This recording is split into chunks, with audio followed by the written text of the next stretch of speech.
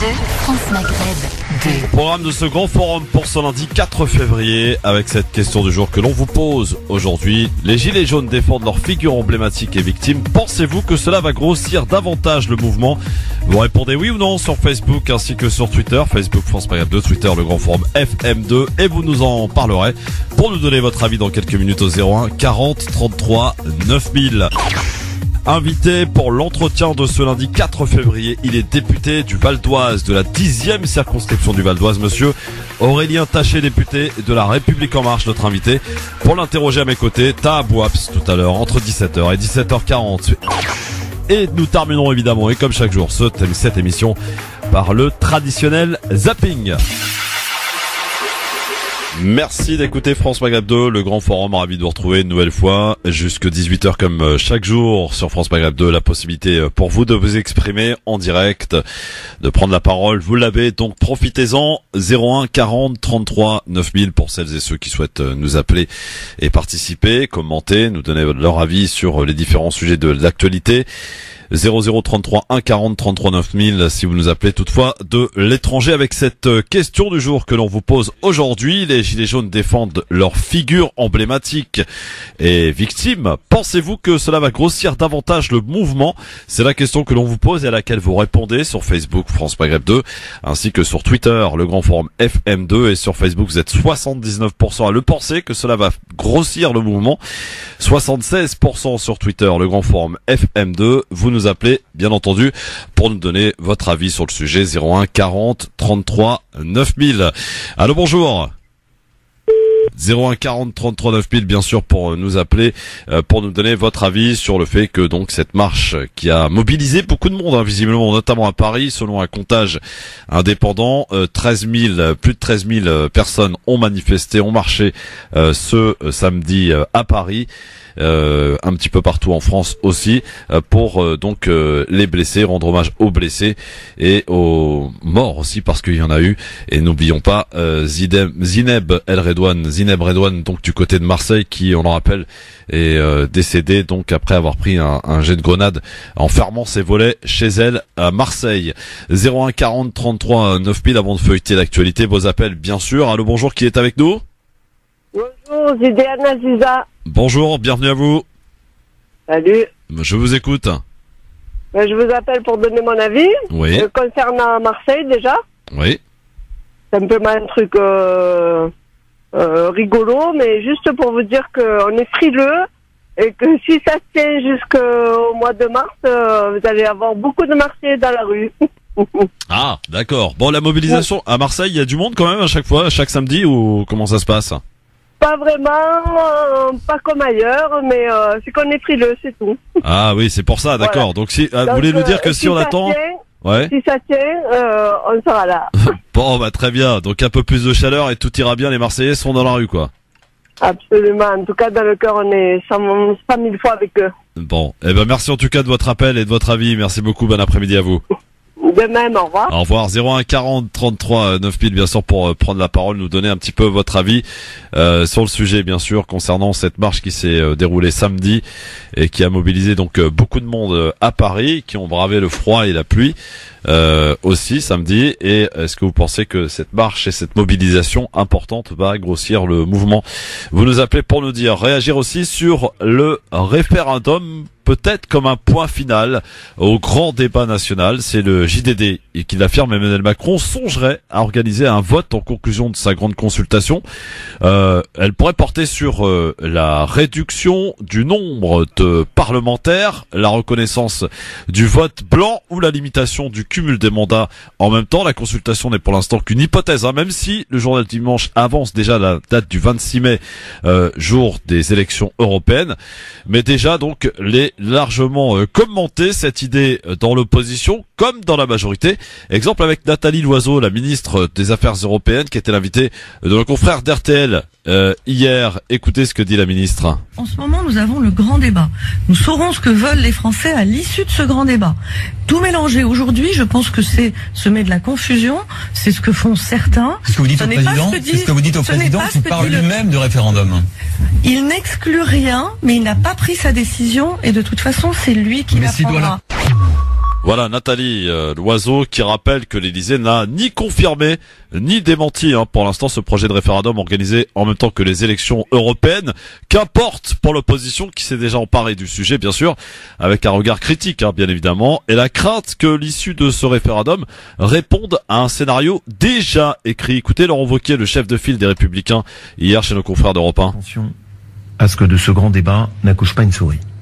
Attention à ce que l'issue de ce grand débat ne soient pas des sujets qui sont très coupés des préoccupations et des priorités des Français. Et attention à ne pas donner le sentiment qu'au fond tout est déjà décidé. Laurent Wauquiez, donc dubitatif, on l'entend chez nos confrères d'Europe 1 concernant un potentiel référendum. Conclusion écrite d'avance, c'est aussi ce que craint à gauche Éric Coquerel, qui ne croit pas à l'hypothèse d'un vote qu'il pense peu sincère. Écoutez le député de la France Insoumise de Seine-Saint-Denis. Qu'à un moment donné, un mouvement social se termine dans une espèce de grand sondage avec des questions fermées. Je crois que M. Macron comprend pas très bien dans quel état le pays. Est-ce qu'on pense réellement que c'est lui qui va déterminer les questions? Alors, ISF, on n'en parle pas. Il exclut l'ISF. La politique du gouvernement, on n'en parle pas.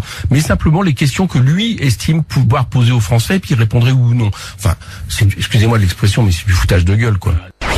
Éric Coquerel, donc diagnostic d'Éric Coquerel, député de la France Insoumise de Seine-Saint-Denis, au micro d'RTL. Yamina est avec nous. Bonjour Yamina. Oui, bonjour monsieur. Vous nous appelez d'où, chère Yamina? Excusez-moi, je suis au travail. Ah. Là, j'étais en retard pour...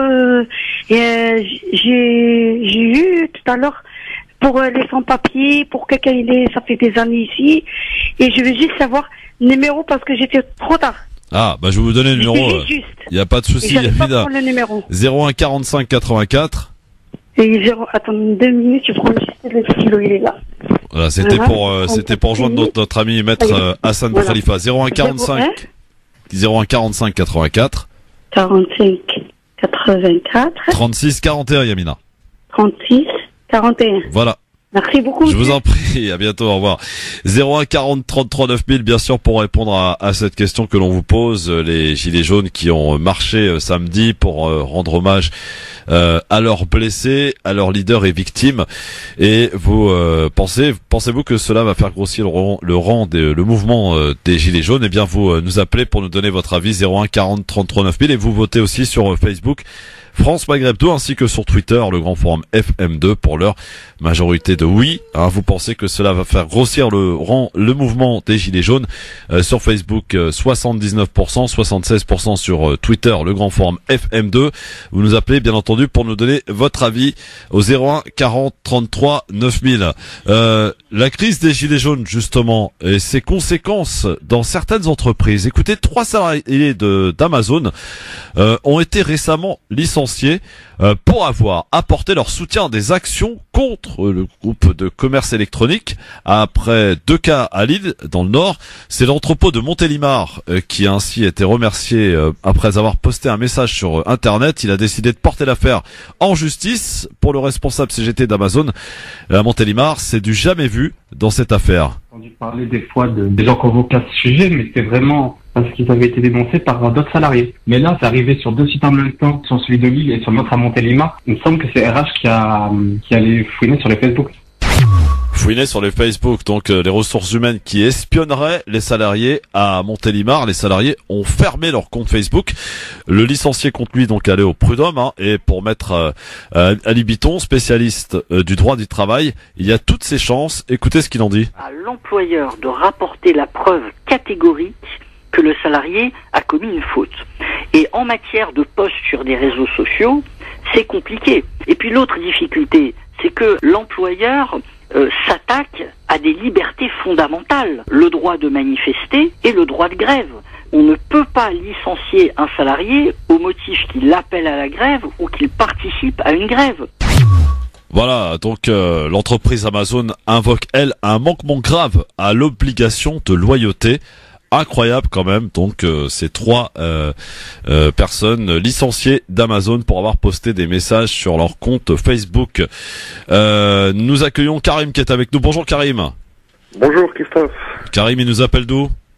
De Amiens. De Amiens, dans la Somme. Très bien Karim, qu'est-ce qui se passe? On t'écoute. Bon, ça serait pour réagir concernant le mouvement des Gilets jaunes. Oui. Moi, je pense que ça c'est comme mai 68, hein. Je pense que ça a déjà été prédit, je pense, hein. Ça va se passer comme ça. Je pense que on est en plein dedans, et puis je pense que tout ça, tout a été orchestré, pardon. Tout a été orchestré par qui? Ah, je pense que voilà, tout ça, c'est la politique, je pense, hein. Et toi, Karim, qu'est-ce que tu soutiens pas? De quel œil tu vois tout ça? Bah, je trouve que justement, il faut pas tomber dans le piège, hein, je pense, hein. Je pense que c'est pas en sortant dans la rue, en cassant, en dégradant, en bloquant l'accès des autoroutes, etc., que ça va changer clairement quelque chose. Ouais. Je pense que justement, on devrait pas tomber dans ce piège-là, quoi. Là, on va droit vers le chaos, quoi. Est-ce que pour vous, Karim, on a déjà répondu aux attentes des Gilets jaunes? Enfin, le gouvernement a apporté les attentes des Gilets jaunes. Est-ce que pour vous, il serait temps peut-être d'arrêter maintenant? Bah, je pense que ouais, il serait temps. Je pense qu'en France, je pense que on a quand même la chance d'avoir un très bon niveau de vie, quoi, comparé au restant. Ouais. Je pense qu'il faut pas trop se plaindre, quoi. Bon, très bien. Donc pour toi, Karim, il faut que ça s'arrête et avant que ça cesse. Absolument, parce que bon, on le voit très bien. Comment ça se passe la mobilisation à Amiens? Est-ce qu'elle est importante? Comment ça se passe? Bon, en tout cas ici, ce qu'il faut savoir, c'est que déjà il y a la boutique de la chocolaterie de la famille à la femme de Macron. Ouais. Et ce qu'il faut savoir à Amiens, de toute façon, c'est une ville qui est très bien gérée. Donc, notamment les manifestations, c'est très bien quadrillé, tout ça, quoi. C'est très bien encadré, quoi. Ouais. Donc il n'y a pas eu de débordement majeur à signaler, quoi. D'accord. Bon, bah merci Karim en tout cas pour votre avis depuis Amiens. N'hésitez pas à nous rappeler, vous êtes le bienvenu, cher Karim. Très bien, Christophe, merci beaucoup. À bientôt, au revoir. 01 40 33 9000, faites comme Karim. Voilà, et lui il dit faut que ça s'arrête maintenant. Ils ont obtenu ce qu'ils ont voulu. Stop, on arrête, on évite le chaos, c'est ce que nous dit Karim. Donc 01 40 33 9000. Mais la question que l'on vous pose aujourd'hui, est-ce que après cette marche qui a mobilisé beaucoup de monde dans Paris, hein, plus de 13 000 personnes visiblement, pour les blessés, pour les victimes, est-ce que cette marche, est-ce que cette journée de samedi risque de faire grossir un peu le mouvement des Gilets jaunes selon vous? Vous répondez à cette question 01 40 33 9000. Bonsoir, qui est avec nous? Bonsoir. Bonsoir monsieur, quel est votre prénom? Mounir de Paris. Mounir de Paris, soyez le bienvenu cher Mounir. Oui. Alors, je vous écoute Mounir. Bah écoutez, je suis venu pour réagir au niveau des Gilets jaunes. Ouais. Moi je trouve que voilà, c'est normal que les gens au bout d'un moment ils se révoltent contre cette politique qui dure depuis des années. Ouais. Et je pense que c'est pas réellement le président actuel qui a fait tout ça, mais réellement c'est tous les présidents qui sont passés avant, je pense depuis Jacques Chirac. Ouais. Après, au bout d'un moment, voilà, les gens, on nous prend pour des vaches à lait, on se fait taxer de tous les côtés. Et qu'au bout d'un moment, faut sortir et dire les choses comme elles sont, quoi. Ouais. Donc pour toi, pour vous, donc c'est pas encore terminé. Vous voyez ça dans quel œil? Est-ce qu'on va en sortir? De quelle manière va-t-on en sortir? Moi, je pense que, à mon avis, de toute façon, ça va être toujours le président qui aura le dernier mot dans tous les cas. Ouais. Après, voilà, les gens, le président sait que ce que pensent les Français. Après, réellement, est-ce qu'il va vraiment vouloir les entendre et répondre vraiment à leurs questions ou détourner toutes les questions que les Français se posent, réellement? Ouais. Vous êtes gilet jaune, vous, ou pas? Vous vous sentez gilet jaune? Bah, bien sûr qu'on se sent gilet jaune, qu'on le veuille ou non, on est gilet jaune parce que qu'on soit dans n'importe quel type social en France, bah on est touché, quoi qu'il arrive, par les taxes, par aujourd'hui je suis entrepreneur, voilà, on se taxe de tous les côtés, donc ça veut dire qu'à la finale on se dit quoi qu'il arrive, qu'on soit riche ou pauvre, on est concerné par les gilets jaunes. Maintenant, moi je suis VTC, donc je côtoie pas mal de gens qui montent dans mon véhicule. On arrive souvent à parler de ce domaine du VTC, des gilets jaunes, etc. Sincèrement, bon voilà, il y a 50% des gens qui sont contre et 50% des gens qui sont pour. Maintenant, les gens qui sont contre, c'est parce que au final, ils sont amputés pour aller au travail, parce que quand il y a des blocages, etc., ou pour faire des achats le samedi. Ouais. Mais sinon, réellement, ils sont concernés aussi, quoi. Tout le monde est concerné, ouais. Voilà, tout le monde est concerné. Mais je pense que, après, le souci ce qu'on a, c'est que le fait que les gilets jaunes sortent dans la rue, voilà, ça touche pas réellement le président directement. On le voit bien, des fois, il y a eu des manifestations des gilets jaunes où le président n'était même pas en France. Ouais. Donc, et vous pensez que l'idée du grand débat lancé là, et d'ailleurs Emmanuel Macron sera dans quelques minutes à Évry-Courcouronnes. D'ailleurs, il y est déjà. Il a rendu visite surprise à une association à Évry. Est-ce que vous pensez que ce grand débat va aboutir à calmer un peu, à calmer la populace, quoi? Bah, en fait, le truc, c'est que un débat, oui, mais si c'est un débat qui va que dans un sens, je pense que ça va pas trop le faire, quoi. Vous pensez qu'il est biaisé, ce grand débat? Ouais, moi, je pense qu'il est comme la personne Karim qui était venue avant. Je pense que c'est orchestré par le président. Et voilà, je pense que les réponses au débat, il les a déjà, quoi. Ouais. Merci en tout cas à vous, cher VTC. D'ailleurs, j'ai vu que vous avez fait quelques actions, vous les VTC, là, il y a pas longtemps. Ça en est où? Qu'est-ce que ça va donner? Bah, écoutez, nous, de toute façon, on est géré par les grosses boîtes comme Uber, etc., les grosses applications. Ouais. Maintenant, voilà, au jour d'aujourd'hui en France, on nous demande d'être des indépendants. Mais le problème, c'est qu'on est assimilés comme des salariés, quoi. Et finalement, c'est un truc, bon, bah, c'est les plus forts contre les plus faibles, quoi. Et c'est toujours plus fort qui gagne. Il y a encore des actions de prévues ou pas? Bah, pour le moment, non. Ouais. Pour le moment, pas encore, mais je pense que ça va être des actions surprises ou qui vont se faire dans les jours, d'accord. Pour le lendemain, quoi. D'accord. Merci à vous en tout cas et bon après-midi, bon courage. Ça me permet de vous saluer parce que vous êtes très nombreux, les VTC, les taxis, à nous écouter à cette heure sur France Maghreb 2 dans l'émission Le Grand Forum. Merci les gars et bon courage. Bravo pour ce que vous faites. Merci beaucoup. Oui, non, parce que faut pas croire, un taxi, un VTC, ça travaille beaucoup. S'ils veulent gagner leur vie, en tout cas, il faut qu'ils travaillent beaucoup pour gagner, j'allais dire suffisamment et correctement. 01 40 33 9000 pour nous parler aussi de fameuse LBD. Vous savez que le Conseil d'État a rendu son arrêté avec 3 arrêtés donc pour la poursuite de ces LBD qui étaient présents. Il y a eu encore des tirs samedi, des blessés encore samedi durant cette manifestation qui s'était pour l'heure à Paris en tout cas bien passé, sauf vers la fin visiblement il y a eu quelques casses, quelques problèmes et donc la police qui a tiré avec ces fameux lanceurs de LBD dont on est peut-être un des rares pays en Europe à utiliser encore ce procédé. Donc bien qu'il y ait eu quand même pas mal d'actions et pas mal de demandes justement de stopper, d'interdire ce type d'armes, ben on continue aujourd'hui de les utiliser contre le peuple. Allô, bonjour. Allô, bonjour. Bonjour monsieur, quel est votre prénom? Omar. Omar, vous nous appelez d'où, cher Omar? De 86. Là, à pied. 86, c'est où ça? 86, à pied. Ah, Thiers, d'accord, ok, très bien. Là, 86, ok, j'avais compris le département 86, c'est pour ça. Non, c'est pas Poitiers. D'accord, très bien. Bon, alors, qu'est-ce qui se passe, Omar? Ah, pour les gilets jaunes, non, il faut pas qu'ils s'arrêtent. Et pourquoi? On n'a rien reçu, rien du tout. Même les heures, c'est comme ils ont pas exonéré tous. Non, il n'y a rien. Ouais. Et vous avez été manifesté, vous, ou pas, Omar? Une fois, mais j'avais pas le temps. Je suis avec eux. Non, ouais. Le gilet, il est toujours devant le camion. Voilà. Vous êtes transporteur, vous êtes routier? Routier. Donc vous faites beaucoup de kilomètres, quoi. Ouais, beaucoup, ouais. Bon, et donc en gros, vous, il faut pas qu'ils s'arrêtent et vous les soutenez, quoi. Oui, parce que la première fois qu'il a dit, M. le Président, les heures supplémentaires, mais il n'y a rien qui est fait, il n'y a rien, il n'y a que 11, je sais pas, j'ai pas encore compris, mais là, il m'a dit que c'est pas comme Sarkozy, les heures, c'est comme ils étaient non imposables. Non, ils sont imposables, je crois, toujours.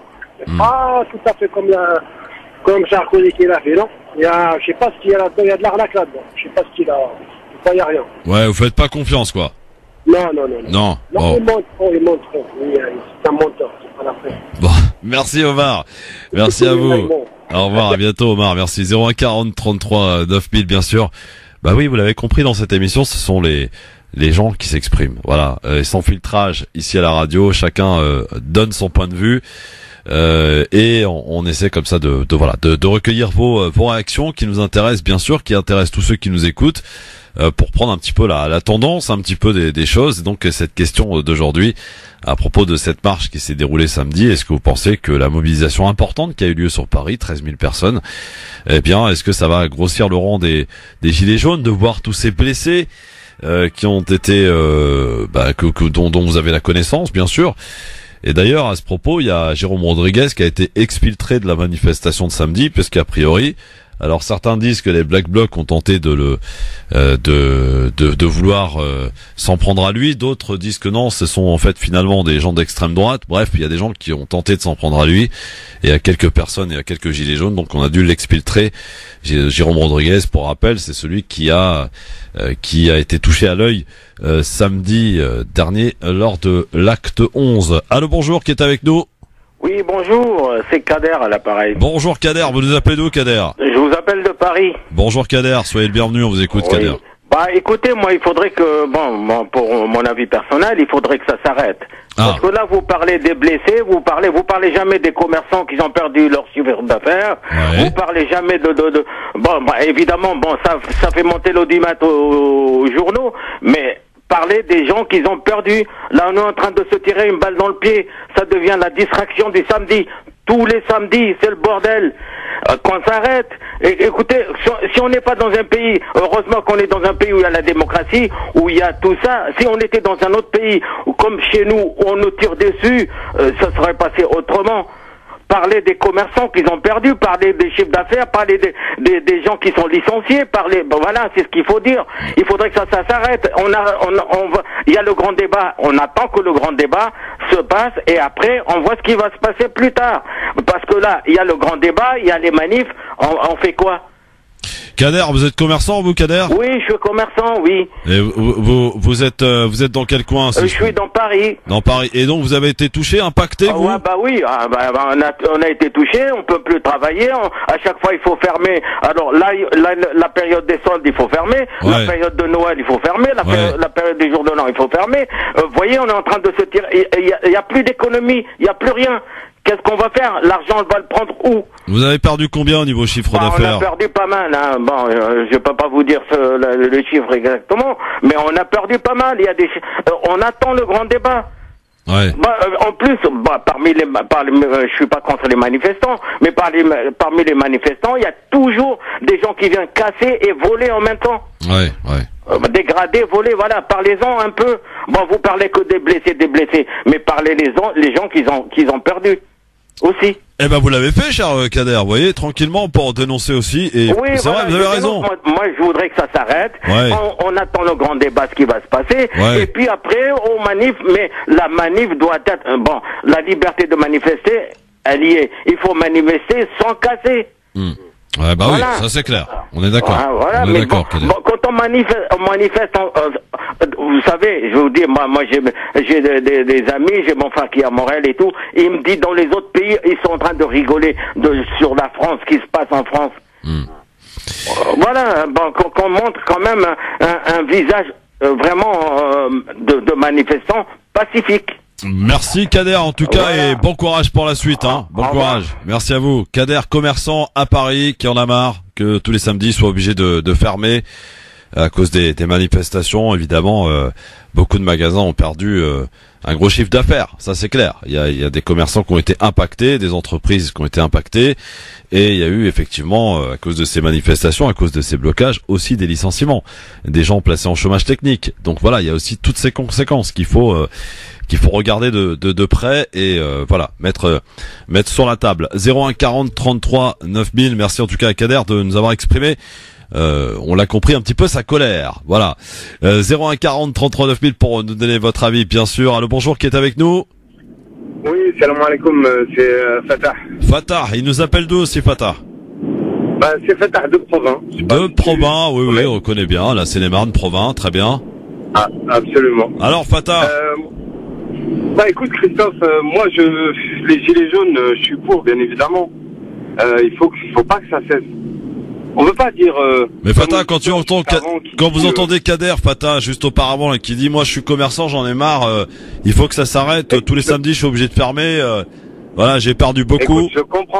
Écoute, je le comprends tout à fait, Kader. Kader, si tu m'écoutes, c'est pas évident, on reconnaît, il faut des dommages collatéraux, je suis désolé, mais dans chaque mouvement de révolte ou de contestation dans ce pays, il y a toujours eu une partie de la population qui malheureusement a été sacrifiée.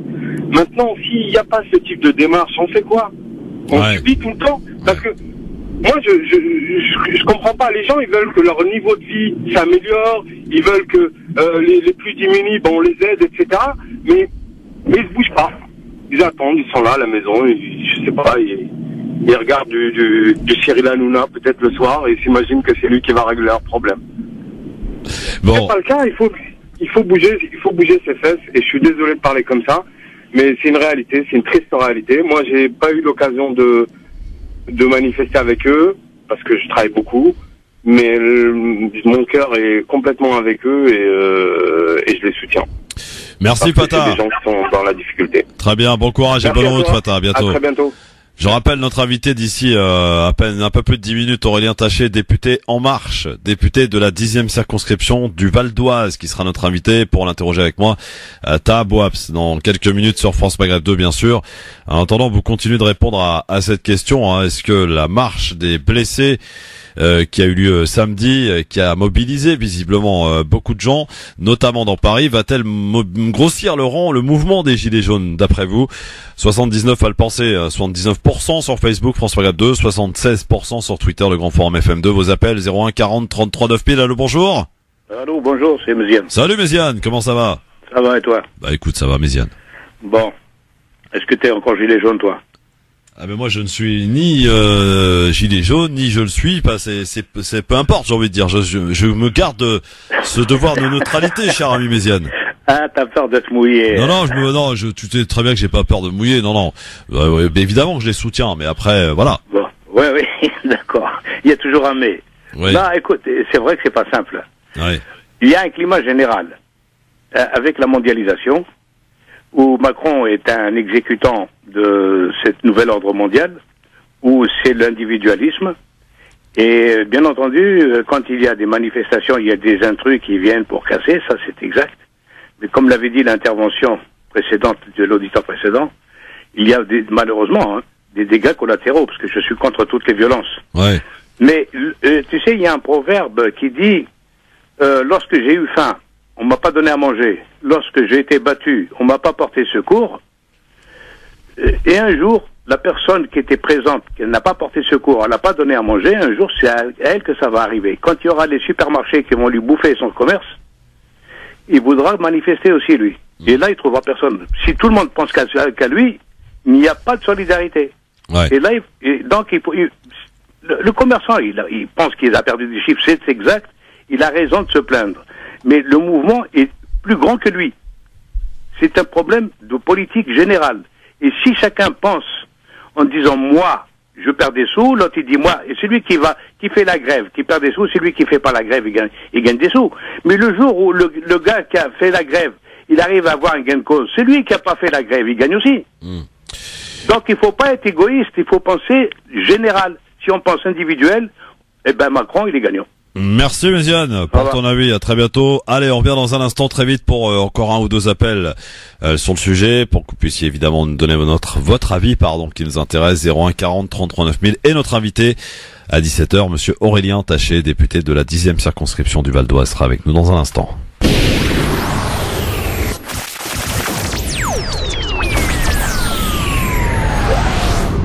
France Maghreb 2, France Maghreb 2. Et c'est bel et bien le Grand Forum, c'est votre rendez-vous de liberté d'expression tous les jours, de 16h à 18h, chers amis auditrices, auditeurs, 01 40 33 9000 pour nous donner votre avis sur les sujets qui vous intéressent. C'est la question du jour aujourd'hui, les gilets jaunes qui défendent leur figure emblématique et leurs victimes. Pensez-vous que cela va grossir davantage le mouvement?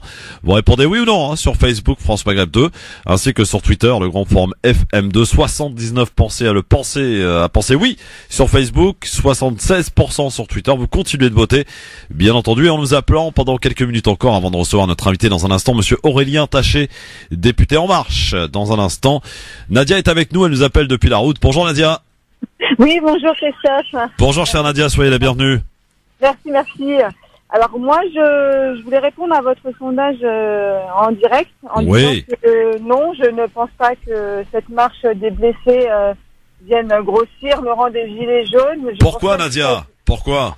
Alors moi, je pense qu'on s'éloigne un peu des premières revendications et qu'on est tombé dans un truc très franco-français. Pas content.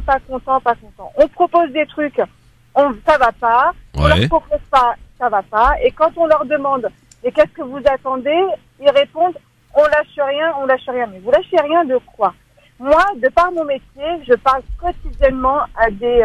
Vous faites quoi, si je peux me permettre, Nadia ? Vous faites quoi comme métier ? Je travaille dans une banque sur le marché des professionnels. Donc, dans une même journée, je vais parler à un mec qui a besoin d'un virement de 2 000 € et un autre qui a besoin d'un virement de 500 000 balles. Donc, moi, ces gars-là, je leur parle tous les jours. Ouais. Si on ne peut pas, on peut pas dire on veut plus, et demander toujours au patron de faire plus. À un moment, le patronat, le patron, il va se barrer, il met la clé sous la porte, il n'y a plus rien qui marche. Donc, il faut pas mettre en opposition. Il faut pas mettre en opposition le patronat. Aujourd'hui, on le veuille ou non, nous sommes dans une économie de marché. S'il n'y a pas de patron, il n'y a pas de boulot. Donc ces gens-là, à force de réclamer, de toujours réclamer plus, ils créent eux-mêmes leur propre perte. Nous voyons bien qu'il y a déjà du temps partiel, des chômeurs qui sont en chômage de ce fait-là parce que c'est un ralentissement de la croissance. Ce sont ces mêmes gilets jaunes. Ces gars-là, ils deviennent eux-mêmes des gilets jaunes. Mais au départ, Nadia, c'était un problème de pouvoir d'achat. Aujourd'hui, on demande quasiment la baisse de la TVA taux zéro pour les produits de première nécessité. L'idée du référendum, le RIC, qui apparaît. Il y a quand même pas mal de choses. Moi, j'ai pas vu de s'en prendre réellement concrètement au patron. Enfin, je sais pas. Oui, d'accord, mais les patrons restent quand même le cœur de l'économie. Cette histoire de TVA sur les produits de première nécessité, bon, ok. Le RIC, pourquoi ? Pour un oui ou pour un non ? Quand on entend les questions qu'ils veulent poser, c'est un peu affolant quand même. Moi, ça me fait flipper. On peut pas demander tout et n'importe quoi par les biais du RIC. La France insoumise, qui aujourd'hui fait de la récup à fond sur ce... Oh, c'est pas les seuls, Nadia, C'est pas les seuls. C'est pas les seuls, mais c'est plus fort. Je peux vous dire, pour les avoir côtoyés dans ma circonscription Montreuil-Bagnolet, ils ont pas du tout la vie de ceux qui veulent défendre. Je pense que demain, ces gens-là, les gilets jaunes là, qui veulent se monter en façon politique, on leur donne 6 000 balles d'indemnité, ils les prennent.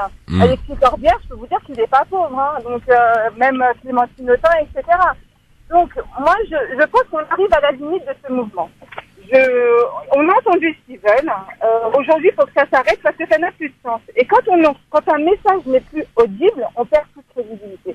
Et pour moi, ils ne sont pas crédibles. On est épuisés le samedi de plus pouvoir aller sur Paris avec nos gosses, faire une sortie culturelle ou quoi, parce qu'on se dit on va tomber dans un guet-apens, on va tomber sur des gilets jaunes un peu beaufs qui vont un peu tout mélanger ou qui auront une bière de trop dans le nez.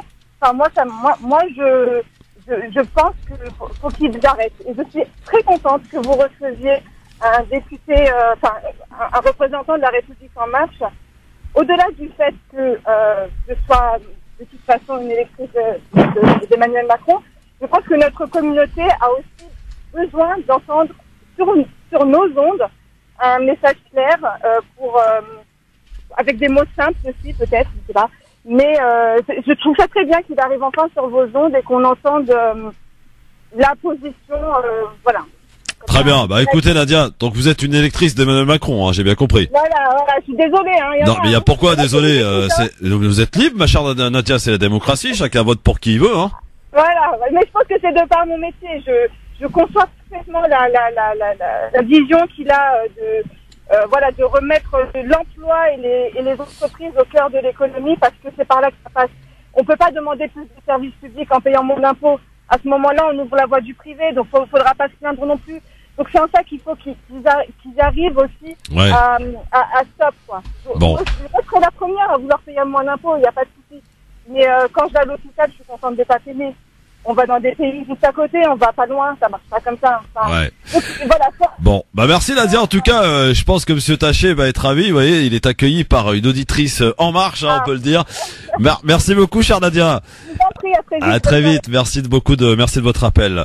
Bon, vous continuez en tout cas de voter, de répondre à cette question sur Facebook parce que la démocratie c'est important et elle s'opère chaque jour au quotidien sur France Maghreb 2, sur Facebook France Maghreb 2 pour voter, sur Twitter le grand forum FM2 et donc comme annoncé, il est arrivé avec nous, c'est Monsieur Aurélien Taché qui est notre invité pour l'entretien du LGF pour ce lundi.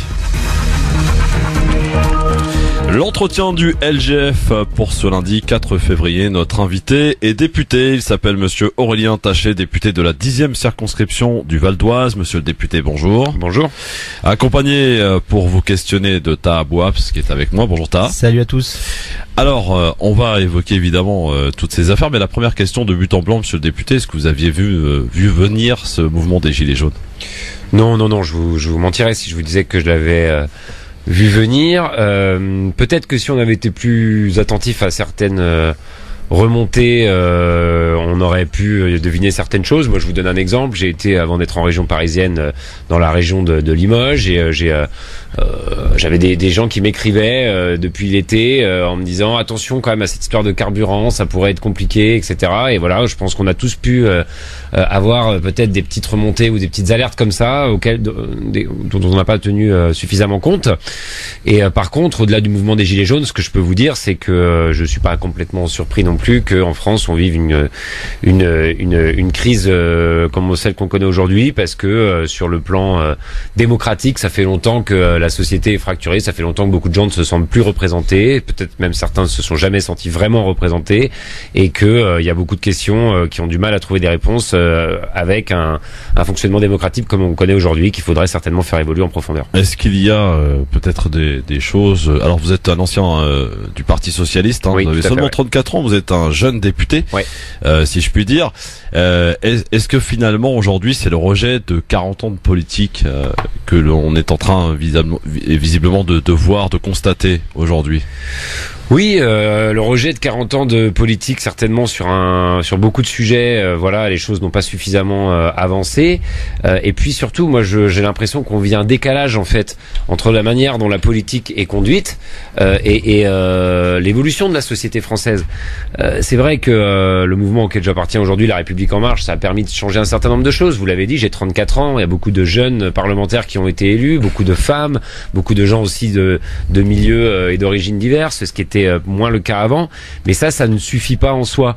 Il y a quand même toujours des institutions qui sont un président de la République et un gouvernement très fort par rapport au Parlement ou et un Parlement pas suffisamment connecté aux citoyens, des syndicats et des partis politiques dans lesquels plus personne ne croit vraiment, une haute administration qui a énormément de pouvoir et contre laquelle on a du mal, nous les élus, et alors je vous parle même pas des citoyens, à agir. Donc tout ça, il y a quand même effectivement des décennies que c'est comme ça, et qu'il faut pouvoir le faire évoluer aujourd'hui. J'espère qu'en tout cas cette crise des Gilets jaunes, ce grand débat qui a été lancé à sa suite, va permettre d'avancer sur ces sujets-là. Alors monsieur le député, vous faites partie de la commission des affaires sociales, c'est important de le dire. Vous êtes ce que l'on appelle vous considérez comme un homme libre. Qu'est-ce que ça veut dire un homme libre?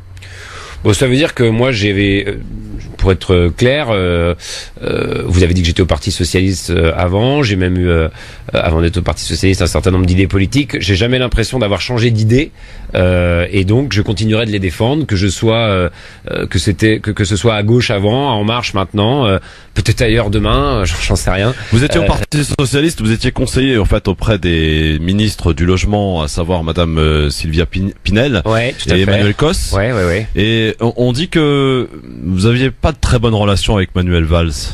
Oui, c'est une des raisons. À l'époque Premier ministre. C'est une des raisons qui fait que j'ai quitté le Parti Socialiste et la gauche sans regret. J'ai été vers Emmanuel Macron parce que, par exemple, sur des sujets qui comptent beaucoup dans mon engagement militant et dans mes convictions et qui sont relatifs aux questions d'identité, de citoyenneté et sur tout un tas de sujets de ce type-là, je trouvais que Manuel Valls était quelqu'un qui faisait du mal à la gauche, à la France.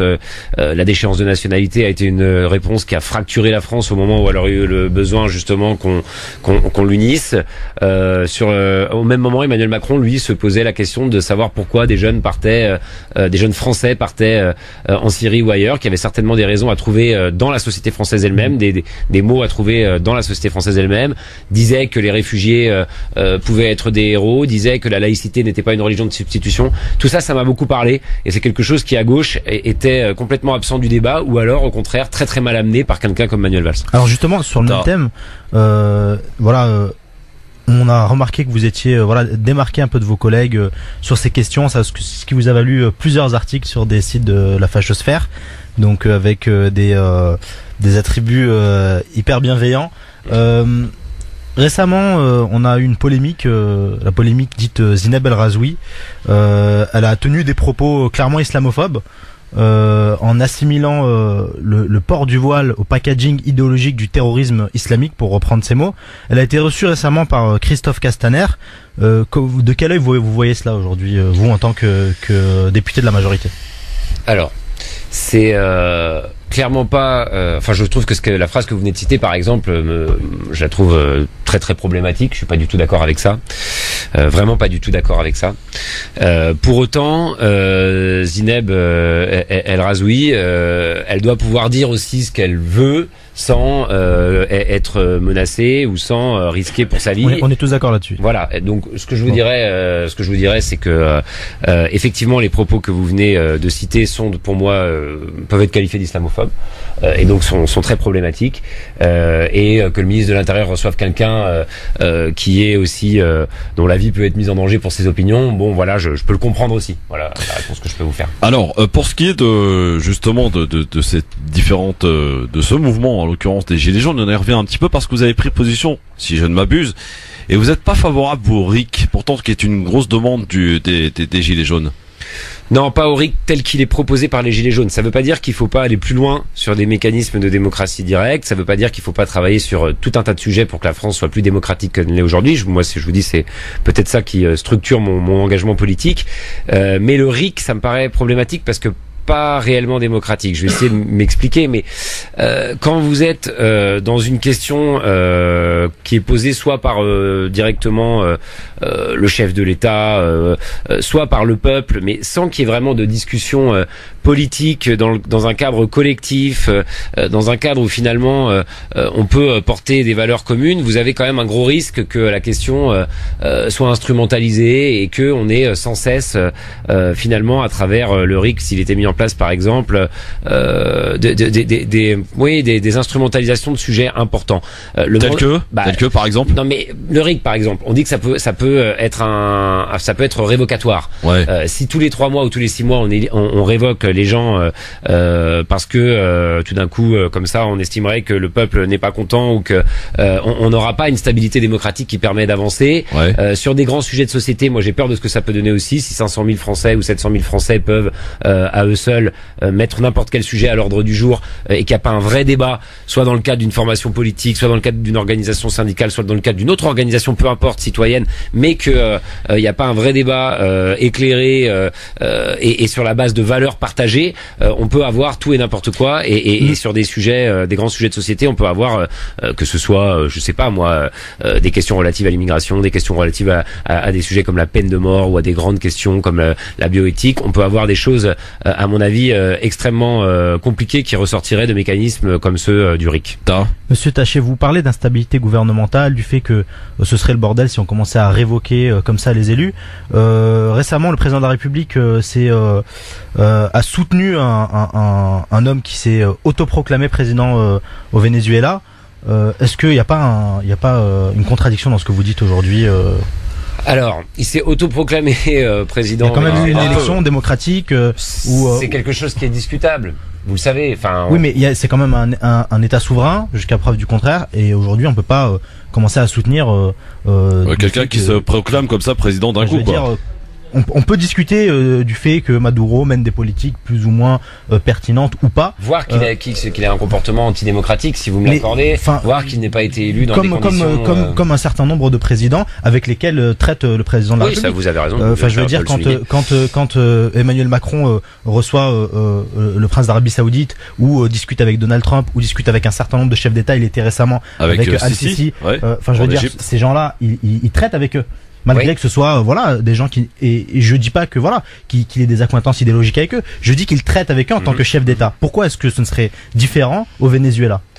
Je pense pas que ça doit être différent au Venezuela. Je pense qu'effectivement, vous avez, en tout cas moi, de là où je me place, ma position elle est la suivante, c'est qu'on doit essayer de s'imposer la même rigueur avec tous les États et avec l'ensemble des sociétés et peuples dans le monde, c'est-à-dire que toujours soutenir au maximum les principes démocratiques. Donc vous n'approuvez pas le fait qu'on puisse reconnaître comme ça un président qui s'autoproclame, parce que c'est un peu le cas quand même. Oui, et en même temps, je n'approuve pas non plus la manière dont Maduro. Bien sûr, mais ça c'est un autre sujet. C'est un autre débat. Ouais, mais du coup, sur cette question du Venezuela, c'est compliqué. Par ailleurs, vous citiez la question du RIC juste avant. C'est le seul pays où justement le mandat révocatoire est pratiqué. C'est le seul pays où finalement, alors que c'est souvent cité en exemple aussi, parce que votre question, elle est pas complètement neutre non plus. C'est souvent cité en exemple par une certaine partie de la classe politique française et notamment une certaine partie de la gauche française ou de la France insoumise pour ne pas les nommer. Moi, je considère qu'en termes de modèle démocratique, justement, quand on voit qu'on s'inspire avec le RIC de pratiques qui sont dans des pays comme ceux-là, c'est très discutable. Alors après, est-ce qu'il faut reconnaître ou pas un président de l'Assemblée nationale qui effectivement vient de dire qu'il était peut-être aujourd'hui le président légitime du Venezuela? J'entends votre question, elle est compliquée. D'ailleurs, je suis pas sûr que ça a été dit de la manière dont vous le dites. Je pense que la reconnaissance qu'a apporté Emmanuel Macron, elle est conditionnée, elle est par des élections. Voilà. Donc il demande à Maduro d'organiser des élections. Mais de fait, ça ne s'applique qu'au Venezuela. La question que je vous pose, c'est pourquoi est-ce que ça dérange au Venezuela et pourquoi est-ce que ça ne dérange pas comme dans des pays comme l'Arabie Saoudite ou le Qatar ou d'autres? Alors l'Arabie Saoudite, à ma connaissance, n'est pas un pays qui a encore décidé d'avoir des élections. Oui. Peut-être que ce serait souhaitable, mais je veux dire, pour l'instant, le peuple saoudien a l'air de considérer que la monarchie est un régime qui lui convient. Emmanuel Macron aussi alors a l'air de considérer que le régime saoudien lui convient. C'est pas à nous de décider et c'est pas Emmanuel Macron de décider pour les Saoudiens. C'est pas Emmanuel Macron de décider pour les Vénézuéliens. Mais je crois pas que c'est ce qu'il fasse. Il voit qu'il y a un pays où effectivement on est dans une impasse politique et démocratique, où il y a un dirigeant qui se comporte quasiment comme un dictateur et où un autre homme d'État dit moi je pourrais être le président du Venezuela. Et Emmanuel Macron dit il faut des élections. Et on verra donc lui son avis sur la question. Vous, ça vous dérange pas aujourd'hui qu'il y ait une ingérence des États-Unis dans ces rapports de force politique, du fait qu'aujourd'hui l'opposition vénézuélienne, et je veux dire moi je soutiens pas Maduro dans l'absolu, je dis juste qu'aujourd'hui il y a une opposition qui est alliée avec l'extrême droite et qui est soutenue par les États-Unis et les puissances de l'argent. Non mais je suis toujours gêné quand il y a des ingérences quelconques et que quand il y a une instrumentalisation politique. Je suis d'accord avec vous qu'il peut y avoir, alors pour être plus clair, je suis d'accord avec vous qu'il peut y avoir une instrumentalisation de la part des États-Unis ou de la part de certains pays ou formations politiques, mais comme il y a une instrumentalisation pour le camp Maduro de la part des Russes, de la part d'un certain nombre de pays, voilà. Donc tout ça effectivement est extrêmement compliqué. Ouais. Moi, ce que je dis, je suis un militant de la démocratie partout dans le monde, mais c'est pas à la France de l'imposer. Moi, je dis ça en tant que citoyen du monde, en tant que démocrate, je suis allé d'ailleurs dans ma vie dans certains pays pour soutenir des démocrates en Tunisie que je connais bien. Après le printemps arabe, j'étais régulièrement à Tunis. Vous me volez ma question d'après. Et vous êtes parti d'ailleurs même manifester pour dénoncer l'extrême droite en Hongrie, pour dénoncer la politique d'Orban. Oui, tout à fait. Et vous êtes effectivement allé en Tunisie après l'assassinat de notamment Chokri Belaïd. Exactement. Et de quel œil voyez-vous justement cette révolution arabe qui a démarré en 2011 en Tunisie? Écoutez, pour moi c'est toujours positif quand un peuple reprend son destin en main, se soulève et demande de la démocratie et des libertés. Et puis voilà, moi je considère que on a une histoire, mais surtout un destin et un avenir commun avec les peuples et les jeunesses qui sont de l'autre côté de la Méditerranée. J'ai toujours pensé ce que je suis en train de vous dire. J'espère qu'un jour ça se matérialisera même par des choses encore plus concrètes que ce n'est aujourd'hui. Il y a eu des tentatives parfois par le passé qui ont pu être malheureuses. Bon, ça ce projet d'union pour la Méditerranée qui était été certainement pas fait de la bonne manière, mais en tout cas l'idée d'avoir un avenir commun m'a toujours paru extrêmement importante, et le fait que on est dans un certain nombre de pays, notamment la Tunisie que je connais un petit peu mieux que les autres, eu comme ça un vrai souffle démocratique, c'est très bien. Après, c'est difficile d'arriver à stabiliser, à mettre en place des institutions qui permettent à cette démocratie mais ça, c'est pas grave, c'est un processus, voilà, et que chaque pays qui a eu vocation à se démocratiser est passé par là. Donc la France n'a pas en tant qu'État à ingérer ou à avoir d'avis là-dessus, mais moi, en tant que citoyen et militant, j'en suis heureux. Alors, je le disais tout à l'heure, Monsieur Aurélien Taché, député de la 10e circonscription du Val d'Oise, en direct sur France Maghreb 2, vous avez cette réputation d'homme libre, et parfois même clivant selon le Nouvel Obs. Vous vous dites progressiste. Oui, c'est difficile de trouver un mot qui convient en fait, parce que voilà, je vous ai dit que j'avais commencé mon parcours à gauche, à l'UNEF notamment. Oui, l'UNEF, ensuite au Parti socialiste, etc. Moi, je progressiste, libéral, mais au sens américain, libéral libertaire. Je sais pas quel est le bon mot. Je me sens pas très je sens pas ma filiation politique venir de la gauche dite autoritaire, du communisme, du marxisme, c'est pas trop mon truc, mais c'est un peu réducteur. Non, mais oui, certainement, je vous le concède, mais c'est pas franchement mon truc. Pour autant, je me sens de gauche et militant démocrate, progressiste, la liberté, enfin voilà, je sais pas comment. Vous êtes tiraillé quand même. Dans certaines, enfin. Si vous voulez que je ça fait un peu la particularité de quelques députés En Marche. Ouais. Bah alors, je sais pas. Le tiraillement. On est content de voir qu'il n'y a pas que des prototypes de gens. Voilà, qui aligne les votes. Bon, je sais pas si libéral de gauche ça veut dire quelque chose. Je sais pas si libertaire ça veut. Voilà, mais tout ça, ce sont des mots dans lesquels je me reconnais assez bien, tout en étant modéré et réformiste, parce que sinon je serais pas dans le. Alors, il y a quand même quelque chose d'intéressant, puisque vous avez fait adopter un crédit d'impôt pour les personnes hébergeant des réfugiés, qui a été rejeté par le Sénat à la demande du gouvernement. Et oui. Cet amendement. Comment vous l'avez pris, ça? Je l'ai pas très bien pris, puisque j'ai fait voter l'amendement quand même contre l'avis du gouvernement. Donc, vous voyez bien qu'il a été adopté en première lecture, puis finalement rejeté en deuxième, parce que suite à pas rejeté, mais suite à un engagement du gouvernement, j'ai décidé de le retirer. Bon, voilà, peut-être que j'aurais pu le refaire voter en deuxième lecture aussi. Je vous cache pas qu'aujourd'hui, je me demande si j'aurais pas dû le faire, mais enfin, c'est pas grave. Écoutez, moi, on discutait un petit peu tout à l'heure le rôle d'un parlementaire. Ça consistait en quoi en fait? Ça consistait en quoi exactement? Alors le dispositif il était le suivant, il était très simple. Vous, moi, demain, on héberge une personne réfugiée. On peut déduire de nos impôts jusqu'à 1 500 € par an de nos impôts. Voilà, c'était assez simple. Ça fait partie des propositions que j'avais mis dans mon rapport sur la question de l'intégration des réfugiés. Et donc ça me semble une bonne proposition. D'ailleurs, une majorité de mes collègues l'ont voté contre l'avis du gouvernement. Donc vous voyez que les députés de la République En Marche peuvent se faire leur propre opinion. Moi, je considère que c'est aussi le rôle de parlementaires, quand ils ne sont pas en accord avec le gouvernement, quand bien même ils appartiennent à la majorité, de voter des dispositions. On parle pas de voter contre le budget de l'État, on parle pas de voter contre des projets de loi très importants du programme d'Emmanuel Macron, on parle de voter des propositions que nous on fait et sur lesquelles le gouvernement n'est pas d'accord. Ça me semble être normal de le faire, donc je sais pas comment le gouvernement l'a pris.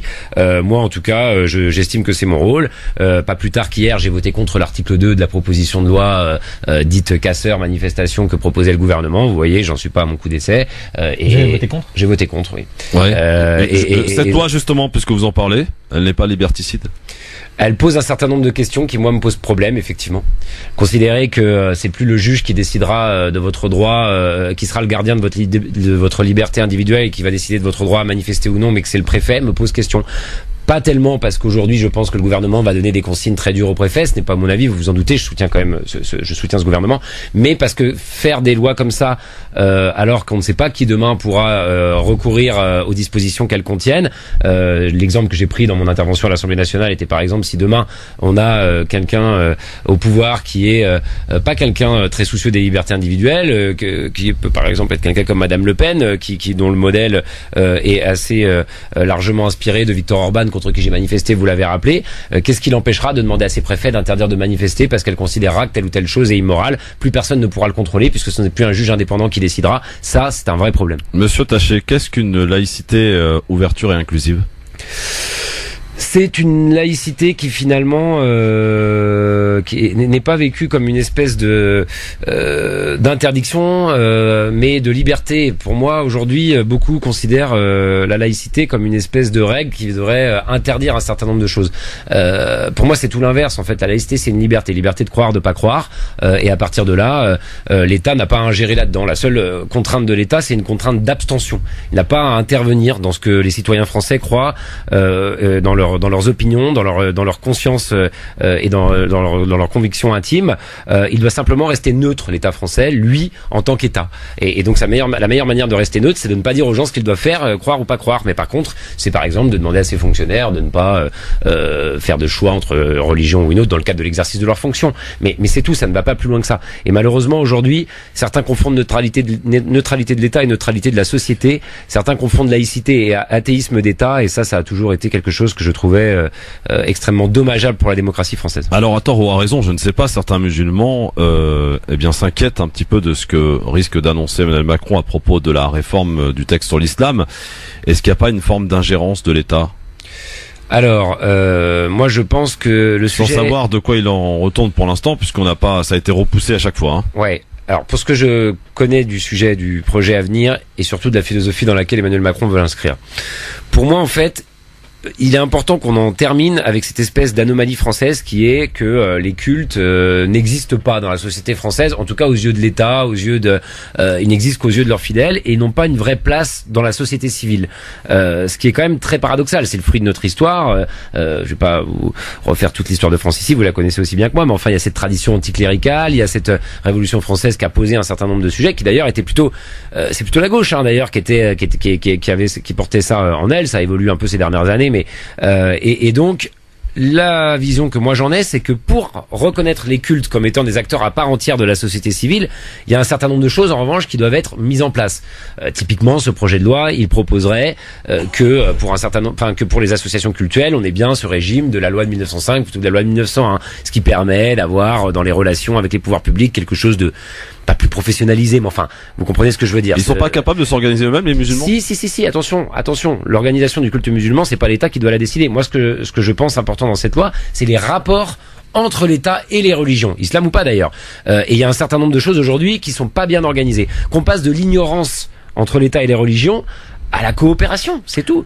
Dans un certain nombre de domaines, il y a des sujets sur lesquels on peut avoir besoin d'entendre les cultes et de travailler avec eux. Je sais pas moi, les aumôneries dans les prisons, les carrés confessionnels dans les cimetières, tout un tas de sujets sur lesquels il faut qu'on puisse discuter et travailler. Et pour ça, aujourd'hui, on a un régime juridique qui est pas tout à fait bien fait. Et il y a d'autres choses. Vous parlez d'islam. Sur la question de la manière dont, par exemple, on peut donner toute sa place à l'islam en France. L'islam est arrivé bien après 1905, bien après le cadre juridique. Donc, par exemple, sur le financement des lieux de culte, c'est pas forcément évident de rattraper un retard avec aujourd'hui de plus en plus de croyants et pourtant on veut pas revenir sur ce principe fondamental qui est l'interdiction du financement public. Donc faut trouver autre chose. Dans la loi par exemple, il y aurait la possibilité d'élargir certains financements privés, le fait d'acquérir des immeubles et de pouvoir les louer. Tout ça aujourd'hui les religions ne peuvent pas le faire. On va en revenir en détail si vous le voulez bien parce que vous faites partie juste après la pub parce que vous faites également partie, c'est très intéressant, ainsi que de d'autres députés d'une commission justement sur l'islam à l'Assemblée nationale, hein, c'est ça monsieur Taché? Alors un groupe de travail qui suit ce que pourrait proposer le gouvernement en matière, C'est pour aider, une piste de réflexion? Oui, voilà, sur la question de l'islam, mais c'est pas... On en reparle dans un instant si vous voulez bien. Monsieur Aurélien Taché, député de la 10e circonscription du Val d'Oise, est notre invité sur France Maghreb 2 dans l'entretien du LGF en ce lundi. Suite de notre entretien sur France Maghreb 2 avec notre invité aujourd'hui, monsieur Aurélien Taché, député de la 10e circonscription du Val d'Oise, avec nous, accompagné de Taha Bouabs qui est donc ici présent. Monsieur le député, nous parlions juste avant la pause donc de l'islam, mais on parlait évidemment de ce que peut-être va annoncer dans quelques semaines, quelques mois, on ne sait plus trop, le président français concernant le culte musulman, l'islam en France. Vous faites partie donc d'un groupe de travail sur l'islam. En quoi consiste-t-il, pour que vous puissiez un peu nous expliquer de quoi il s'agit et quel est le but de c'est une commission? ou un groupe informel de députés qui s'est réuni justement pour suivre les projets du gouvernement dans ce domaine-là. Ouais. Vous avez posé une question tout à l'heure, je vais rebondir dessus. Est-ce que c'est à l'État d'organiser le culte musulman et est-ce que les musulmans ne peuvent pas le faire eux-mêmes? Pour moi, la réponse est évidemment la deuxième. Simplement, on constate aujourd'hui que on peut avoir sur certains sujets besoin d'un accompagnement, notamment moi je le vois au niveau local, certaines associations qui regroupent les musulmans sur mon territoire à Cergy-Pontoise ne sont pas forcément totalement reconnues des pouvoirs publics, il n'y a pas d'instance formelle qui existe pour travailler et dialoguer avec eux. Il peut y avoir des sujets pour savoir ensuite comment les musulmans décideront de s'organiser pour s'ils décidaient d'aller sur des propositions comme celles que certains soutiennent au sein des musulmans qui sont la contribution halal ou autre. Donc tout ça est suivi par le gouvernement. Il ne s'agit pas de dire que c'est le gouvernement qui va instaurer, créer quelque chose qui aurait vocation à piloter à travers l'État la religion. Ce serait absolument anti-laïque. Mais voilà plutôt comment on peut essayer de réfléchir à un partenariat sur les sujets où il y a besoin de travailler avec les cultes et notamment avec l'islam qui pourrait changer ou pas son organisation en France. Ça, c'est aux musulmans de le décider. Avec qui l'État doit-il discuter aujourd'hui? Parce qu'on voit qu'il y a quelques projets qui émergent au sein des musulmans. Vous avez donc ce fameux CFCM qui existe, a été créé en 2003 par Nicolas Sarkozy. Et puis vous avez d'autres projets à l'image de Monsieur El Karoui, à l'image de Monsieur Marwan Muhammad, qui vont en tout cas chacun de leur côté essayer de proposer leur piste de réflexion ou leur groupe de travail. L'État doit choisir son interlocuteur? Moi, ma conviction, je vais vous la donner. Le CFCM et ce qui existe aujourd'hui comme organisation de l'islam en France repose encore très largement sur des bases consulaires, sur les liens avec tel ou tel pays. Moi, ce que je souhaiterais, c'est que, mais à titre personnel, je veux dire, c'est pas en tant que représentant de l'État ou quoi que je vous dis ça, c'est que mes concitoyens musulmans puissent, ceux qui sont nés en France, puissent s'organiser par eux-mêmes. Moi, c'est ce qu'ils me disent les jeunes que je rencontre et les gens que je rencontre à Cergy-Pontoise, par exemple, ils me disent quel sens ça a d'être encore organisé par pays d'origine. Moi, je suis né en France, j'ai fait mes études en France, j'ai envie de pouvoir représenter les Français musulmans. Et donc ça, faut pouvoir l'entendre sur le plan politique. C'est pas tellement juridique, c'est pas une nouvelle loi. C'est comment politiquement on essaye de travailler avec cette nouvelle génération. On termine avec l'islam des consulats, quoi. Je pense que c'est quand même la suite logique de l'histoire de France. Moi, je le crois. Oui, je le crois. Mais aujourd'hui, quand les musulmans s'organisent entre eux, notamment sur cette question du culte ou même sur des questions culturelles, sportives, culturelles, etc., on les traite de communautaristes. Vous répondez à quoi ça? Voilà, j'étais sur Twitter en train de regarder un peu les amis du Printemps républicain, donc Gilles Clavreul, Laurent Bouvet, etc.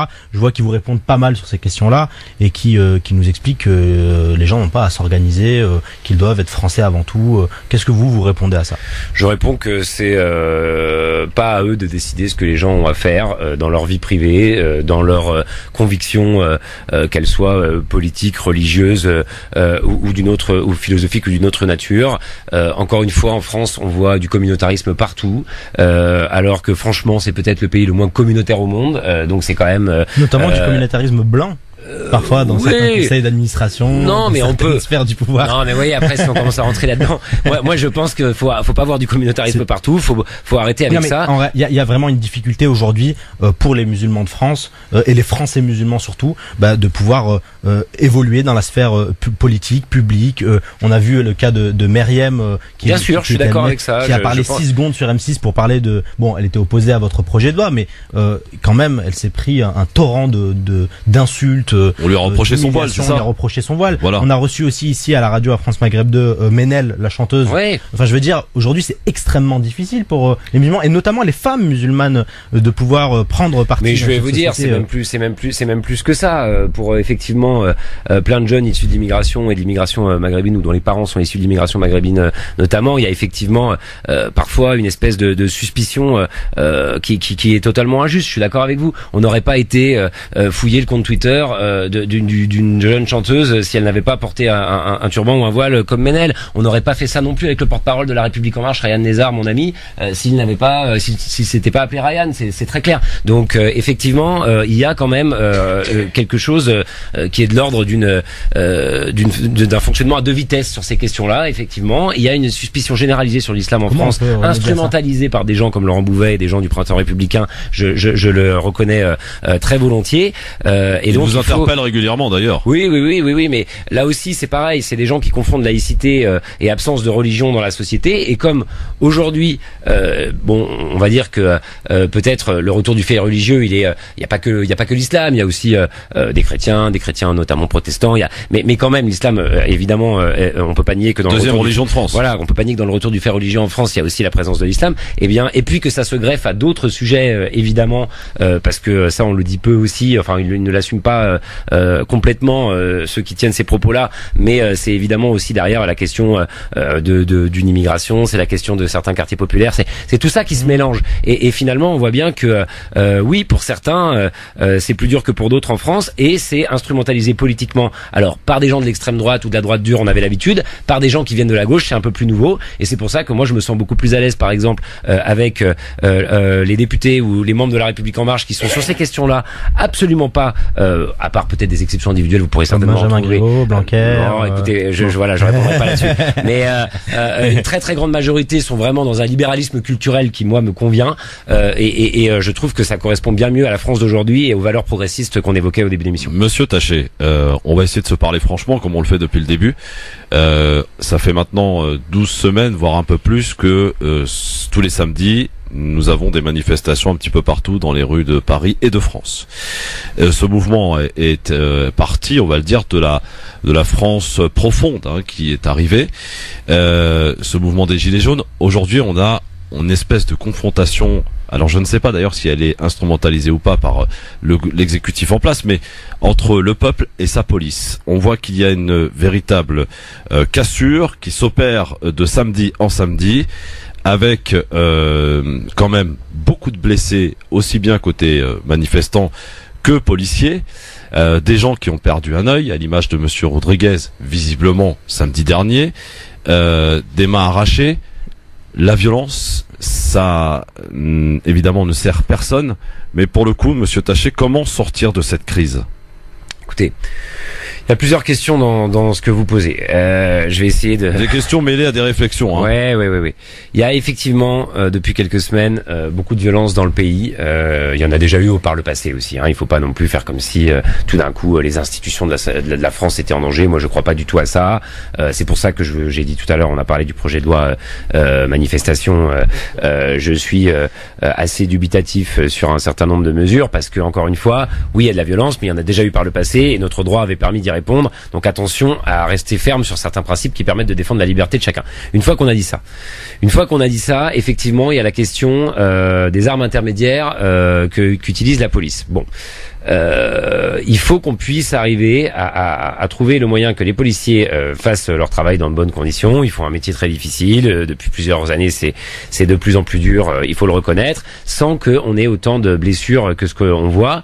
Vous êtes pour l'interdiction du LBD ? Alors, je suis pas forcément. Je vais pas vous répondre comme ça. Là, je suis pour l'interdiction du LBD, mais j'aimerais qu'on essaye de voir si ces armes sont indispensables et si d'autres peuvent les remplacer ou non. Moi, ce que je vois, c'est que dans beaucoup de pays d'Europe, on est un des seuls pays à l'utiliser encore. C'est vrai que dans beaucoup de pays d'Europe, il y a eu des réflexions sur la doctrine qui doit être utilisée par les forces de police pour le maintien de l'ordre et quel type d'armes peuvent être utilisées. Beaucoup utilisent par exemple des lanceurs d'eau avec des mélanges un peu poivrés ou autres. Enfin, il y a peut-être des choses moins dangereuses qui existent. Il faut qu'on regarde si ça peut être mis en place.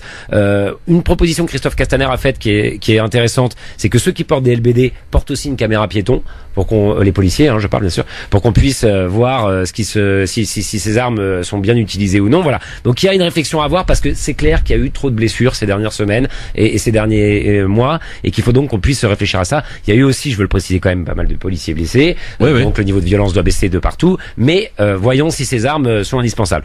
Après, il n'y a pas que ça comme sujet. Moi, je suis intervenu l'autre jour, justement, Christophe Castaner était là en réunion de groupe pour dire très bien, il y a peut-être une réponse à apporter en matière d'ordre public, mais attention. Moi, je suis élu à Cergy-Pontoise, je vous l'ai dit. Dans mon territoire, il n'y a pas eu de gilets jaunes ou très peu. Par contre, il y a des jeunes lycéens qui se sont mobilisés. Des jeunes lycéens qui sont mobilisés, pas toujours de manière très ordonnée, parfois en cassant un peu, parfois en ayant un peu de violence. Qu'est-ce qu'on va faire pour ces jeunes? Moi, j'ai proposé un amendement dans la loi Casseur pour qu'on ne leur applique pas ce régime d'interdiction de manifester comme on l'appliquerait à des majeurs. Moi, vous l'avez dit, j'ai commencé à militer en politique assez jeune. Je me suis formé comme ça aussi. Je serais pas devenu l'homme que je suis et encore moins député si j'avais pas pu aller manifester en étant jeune. Et parfois, je me suis retrouvé avec des gens qui voilà, dans les manifs faisaient un peu n'importe quoi. Parfois, c'est parti un peu dans tous les sens. Donc, il faut pas non plus diaboliser. Il faut pas non plus être que dans la répression. Il faut trouver une autre manière de faire pour que ces jeunes viennent à la citoyenneté, viennent à la démocratie. Alors moi, qu'est-ce que je vais faire très concrètement? Je vais réunir les 4 lycées de ma circonscription, y compris ceux où ça a bougé, où ça a cassé un peu. Et pendant le grand débat, on va organiser des assises de la jeunesse à Cergy avec tous ces lycéens. Et on va discuter. Et on va essayer de mettre des choses en place. Et je dis attention, parce que si on donne le message à ces jeunes que le seul signal qu'on envoie, c'est la répression, ils viendront plus vers moi. Ils diront le député, c'est l'institution, c'est le complice du gouvernement, c'est le complice de la police. C'est pas déjà le cas?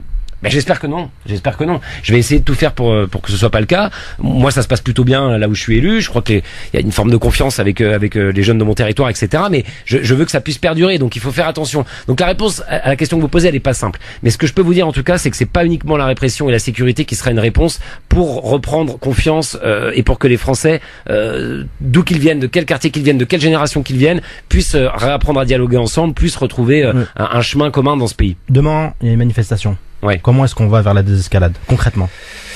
Écoutez, moi je pense que demain, par exemple, il faut qu'il y ait le moins d'usage d'armes intermédiaires possible, qu'il faut dès demain. Comment est-ce on espère, il faut dès demain, par exemple, il faut que Castaner donne des ordres. Eh ben, il faut qu'il demande aux policiers qui auront un LBD d'avoir une caméra piétonne sur eux. Moi, par exemple, je crois beaucoup en cette proposition. Est-ce qu'il n'y a pas un problème de formation dès le départ, justement, de policiers qui utilisent ces armes sans avoir été formés au préalable? Comme les brigades anticriminalité qui ne sont pas du tout à la base, qui ne font pas du tout de maintien de l'ordre, qui sont plutôt une police, et vous qui êtes élu en banlieue, vous savez que c'est pas moi qui vais vous l'apprendre, que la BAC c'est quand même une police avec des tactiques offensives. Enfin, c'est pas quelque chose qu'on met dans une manifestation pour calmer la foule ou pour disperser les gens. C'est vraiment des brigades ultra mobiles qui sont parfois qui sont paniquées d'être aussi dans une foule et qui peuvent faire causer problème dans la manifestation. Et puis il y a la fatigue. Des CRS qui sont formés à ça. Je suis d'accord avec vous. Après, c'est vrai qu'il y a eu aussi tellement de manifestations depuis 2 ou 3 mois. Il y a la fatigue.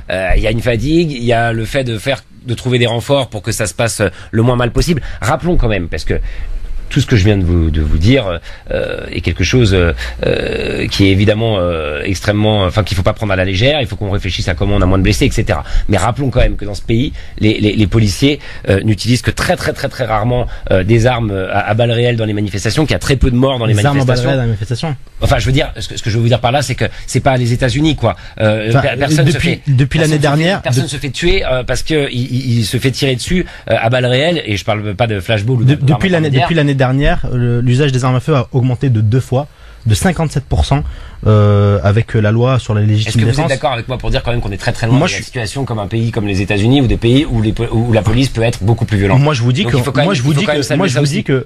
qu'on est un pays comparable aux États-Unis quand on voit aujourd'hui que dans nos quartiers, il y a des jeunes qui se font tuer par la police, on en décompte plus de 10 par an. On a eu le jeune Aboubacar qui est mort à Nantes cet été. On a des jeunes qui se font tuer par la police constamment dans les quartiers populaires. Vous pouvez pas me dire aujourd'hui pourquoi ils se prennent. On a un désaccord sur ce point-là, parce que moi je considère que les États-Unis sont beaucoup plus violents de ce point de vue-là. Ali Ziri, je dis pas qu'il y a aucun problème, je dis pas qu'il y a pas. Moi je dis qu'il y a beaucoup de problèmes. Mais par rapport à ce que vivent les jeunes noirs américains dans le ghetto et par rapport au mouvement du Black Lives Matter, je pense que c'est incomparable. Enfin déjà, je pense que déjà il y a un problème aux États-Unis, c'est celui de l'autorisation des armes à feu. Mais en France aujourd'hui, moi je vous parle en tant que jeune de banlieue, et ben moi depuis que je suis gamin, je suis harcelé quotidiennement par la police. Je suis contrôlé. Ça c'est un fait, monsieur Taché. Mais attendez. Comment est-ce qu'on gère ça? Attendez, moi j'avais 17 ou 18 ans, j'avais des contrôles policiers tout le temps aussi. J'étais pas en banlieue et je m'appelle Aurélien, mais j'étais avec des copains qui pouvaient avoir un autre prénom, et de toute façon à l'époque avoir une casquette Lacoste et un survêt Lacoste ça suffisait pour se faire contrôler en permanence. Je suis pas en train de vous dire que ça n'existe pas. Je l'ai vécu moi-même avant dans ma jeunesse. Je vois très bien non, c'est pas normal. Pour autant, je considère quand même que la police de ce pays a moins de comportements violents et tue moins, oui, pour reprendre vos mots, que aux États-Unis. Comment est-ce qu'on gère ça? Non mais attendez, est-ce que je suis en train de vous dire que ça n'existe pas? Je vous dis pas qu'il n'y a pas de problème. Je vous dis quand même qu'il faut. Elle tue moins aussi qu'au Venezuela. Je préfère que ces armes intermédiaires. Oui, d'accord. Je vais prendre ça pour une petite provocation. Mais je pense que quand même ces armes intermédiaires, c'est un moindre mal par rapport à une police qui tirerait. Mais encore mais on est dans le pays des droits de l'homme. C'est tout ce que je suis en train de dire, et c'est important de le rappeler. Monsieur Taché, en tout cas, important de rappeler qu'il faut mettre des mots sur ces problèmes qui existent. Comment est-ce que concrètement, vous en tant que député, je vous ai dit tout à l'heure, par exemple, moi j'aimerais que dès demain, tous les policiers qui portent un LBD aient une caméra piétonne sur eux. Mais ils l'allument pas parfois. Il y a eu cette question des caméras, et nous en manifestation, moi j'ai quand même si elle n'est pas allumée, si elle n'est pas allumée et qu'il y a un problème, il se passera ce qui s'est passé pour monsieur Rodriguez, l'IGPN sera saisi et on verra ce qui se passera. Il y a 101 enquêtes ouvertes, très peu condamnés quand même. 101 enquêtes ouvertes pour l'instant, on a une à aboutir. Et en même temps ne pas saluer par exemple qu'il y a une enquête de l'IGPN immédiatement ouverte. Mais une enquête de l'IGPN, ça ne veut pas dire condamnation. Aujourd'hui en France, on le sait, mais je peux vous le dire très tranquillement, aujourd'hui en France, très peu de policiers sont condamnés pour des violences policières, et la France a été condamnée par la Cour européenne des droits de l'homme plusieurs fois cette année. Je veux dire, à un moment donné, et sur des techniques d'immobilisation létale, il y a par exemple le groupe de la France Insoumise qui a proposé un projet de loi sur l'interdiction de l'utilisation des LBD et des grenades de désencerclement dites GLIF-4, et sur les techniques d'immobilisation létale comme le pliage, comme le plaquage ventral, qui sont interdits dans plusieurs pays de l'Union européenne. Comment est-ce qu'aujourd'hui, quand on se dit progressiste, et je veux bien vous croire quand je discute avec vous, mais comment est-ce qu'on peut accepter le fait que ces techniques d'immobilisation et ces armes qui blessent, qui mutilent, qui éborgnent soient utilisées? Vous m'avez posé plusieurs questions. Vous m'avez dit qu'est-ce qu'on peut faire d'ici demain. D'ici demain, je crois pas qu'on puisse interdire en France toutes les armes intermédiaires sans avoir réfléchi à des alternatives. Donc, le Conseil d'État s'y est opposé d'ailleurs. Ça, c'est ma réponse. Donc il faut pouvoir d'ici demain trouver des solutions qui peuvent être pratiquées immédiatement. La caméra piétonne en est une. Il faut ensuite, à moyen terme, pas dans 10 ou 20 ans, là, maintenant, entamer une réflexion sur quelles alternatives à ces armes, comment avoir une doctrine de sécurité et de maintien de l'ordre qui peut peut-être être un peu différente et qui serait comparable à celle qu'ont connues les polices dans d'autres pays d'Europe. Il y avait un papier là dans un grand journal du soir ces derniers jours qui l'expliquait très très bien, et qui elles ont plutôt conduit ces polices-là à changer radicalement leur méthode et à une forme de désescalade. Moi je suis favorable à ce qu'on engage des réflexions de ce type-là. Je suis favorable à ça, il y a aucun problème. Des recours aussi face à la police aujourd'hui. Si un citoyen doit faire un recours, il fait un recours, bien sûr. Dernière question, monsieur Taché, et c'est la question LGF, j'ai envie de vous dire. Elle est importante puisqu'en décembre 2018, vous avez affirmé chez monsieur Ardisson que le programme de la République en marche pour les européennes 2019 est de transférer une grande partie de la souveraineté nationale au niveau Europe, enfin au niveau européen plutôt. Vous avez appelé également à accepter une des conditions imposées par l'Allemagne pour notamment avancer sur la zone euro, et à savoir aussi que la France laisserait peut-être son siège du Conseil de sécurité de l'ONU. Ça mérite éclaircissement, monsieur Taché. Ça mérite éclaircissement. Merci de me laisser l'occasion d'apporter ces éclaircissements. Écoutez, je crois que vous l'avez un peu compris depuis le début de cette interview.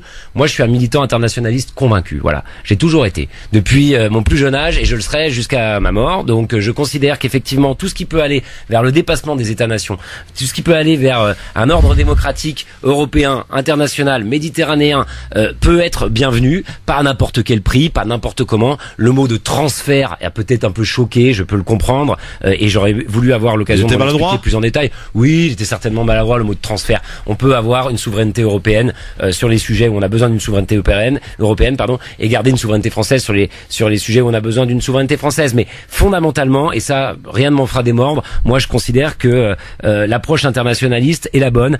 Aujourd'hui, le réchauffement climatique, les flux migratoires, le capitalisme financier, tout ce que vous voulez, toutes ces grandes problématiques-là, vous aurez énormément de mal à y répondre, à les résoudre dans le seul cadre national. Il faut par contre que les politiques publiques européennes, méditerranéennes, internationales qui seront construites demain, elles reposent sur une assise démocratique. C'est ça le sujet. On a besoin d'une démocratie en Europe. On a besoin d'un ordre démocratique international. On a besoin peut-être demain d'une organisation démocratique autour de la Méditerranée. Voilà ce que je crois fondamentalement, et voilà pourquoi je milite depuis longtemps, et je continuerai à le faire. Un spécialiste de la Constitution a repris parmi les 13 propositions qui, selon lui en tout cas, permettraient de destituer le président, la vôtre.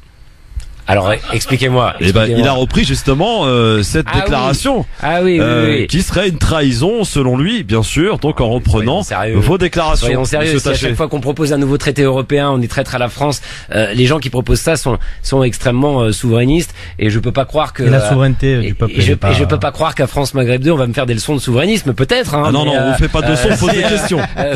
Voilà, je veux bien entendre ça. Non, écoutez, la souveraineté du peuple, on pourrait en discuter, ça prendrait peut-être toute une autre émission. Parce que finalement là-dessus, mais parce que finalement, quand on voit aujourd'hui le fonctionnement au niveau européen, c'est pas une souveraineté européenne, c'est des décisions aujourd'hui, une Europe qui fonctionne au service de la grande finance. Oui, mais le sujet qui met à genoux les peuples. Si vous me permettez, le sujet est pas celui-là. Le sujet est qu'il manque des institutions réellement démocratiques en Europe. Que l'Europe soit finalement. L'Europe n'est pas démocratique aujourd'hui. Pas suffisamment. Je pense qu'effectivement, Bruxelles et la technocratie, la haute administration européenne a beaucoup trop de pouvoir. Le Parlement européen, pas assez. Il faut aller beaucoup plus loin dans une véritable démocratie européenne pour construire cette souveraineté, parce qu'une souveraineté qui ne serait pas construite sur une assise démocratique, là effectivement ce serait un gros problème. Donc oui, il y a plus de souveraineté en Europe, mais la condition c'est d'avoir que les Français soient d'accord aussi. C'est d'avoir plus de démocratie. En 2005 ils ont dit non. C'est aussi d'avoir plus de démocratie en Europe. Eh bien il faut leur reproposer. Il y a des élections européennes, il y aura des listes qui vont arriver. On peut proposer un RIC là-dessus. Avec des propositions. Il n'y a pas besoin des élections.